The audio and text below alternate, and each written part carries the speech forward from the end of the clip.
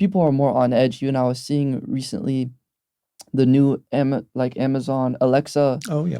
now the whatever recordings you have or it listens, it goes straight to Yep. the Amazon servers, and in my head I'm just like, yeah, agencies are going to be all over that, you know. Well, interestingly, it does throw out the sort of philosophical question: who are the big intelligence agencies now? And you could argue, is it the CIA? Is it the MSS? Is it Mossad? Or actually, is it Amazon? Is it Google? Who know more information probably about you and me than MI6 will ever know. I mean, if they know your shopping history, the verbal commands you've given to Alexa and other things, if they have all that information on the cloud now, then maybe the big intelligence agencies of the future, or even now, are Sainsbury's and Tesco's and Google and Amazon and all these people that have huge repositories of data and are using AI to predict what we're doing. And we go online and an advert appears because we've done something else that's trying to tap into our psyche. It says, we think you're going to want to buy that.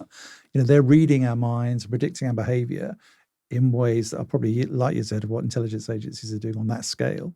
So I think there is a sense in which the technology, AI, cloud computing, machine learning is changing the dynamic of intelligence.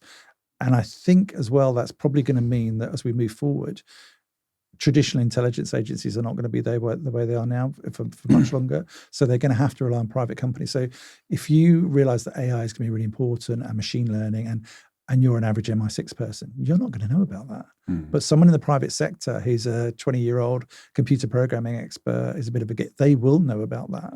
And they're the people you need to go to get that information to make it work for you. So I think, you know, there's going to be a lot more partnership, public-private partnership, where state intelligence agencies are going to need to draw on technical expertise, capacity in terms of manpower, to drive forward intelligence. And it's going to be a much more electronic sort of digital world in which, you know, that intelligence is being used in sort of, you know, creative ways, which traditional intelligence services just aren't very good at doing. So do you think sort of human spies could become obsolete?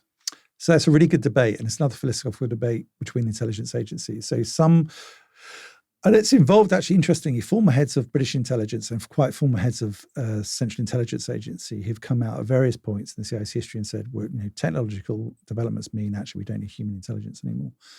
I don't think human intelligence, I take a sort of middle position on this. I don't think you're ever going to not need human intelligence. I think the extent to which we're using human intelligence is probably going to degrade slightly over time, just because of the technological capabilities we have, which we never had before. Predictive behavior because of how you use your phone, your computers, CCTV surveillance, your every move being monitored in London. That's going to be useful technologically and create a picture which is completely new, I think, and is evolving all the time. But still, you're going to be in a situation where someone is saying something to someone else in a room where you haven't got a microphone and you haven't got a television camera and you haven't got a laptop. And that is a really important information. So I think the human dimension is really important in terms of there will be information you can't access electronically, but also perception as well. So even if you get that information, if you don't know and you've never met and you're not intimate with, in sort of a psychological sense, someone like Vladimir Putin, even if you get the transcript of what he's been saying in a meeting, how do you decode that?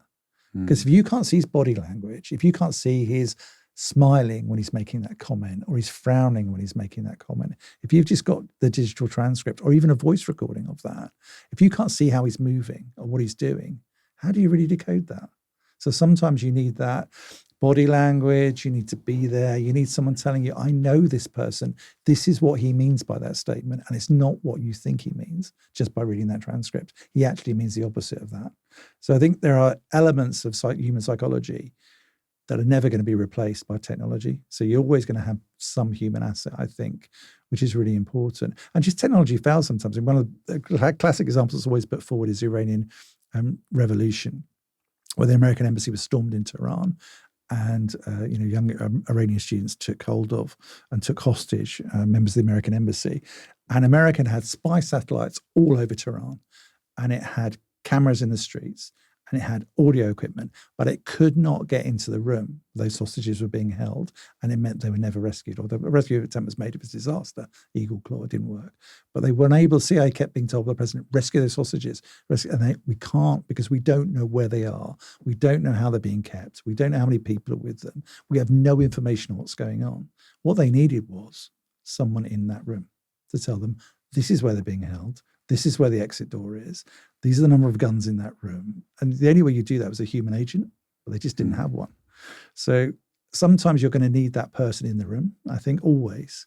But I think the number of times you're going to need that is because other means of sort of degrading it. So it's a great debate, and lots of intelligence people stand polarized on that debate, I think, in terms of sort of technologists that say, no, this is the way that things are going is technology. And other people are saying, well, you'll always need human assets. I think it's both, really.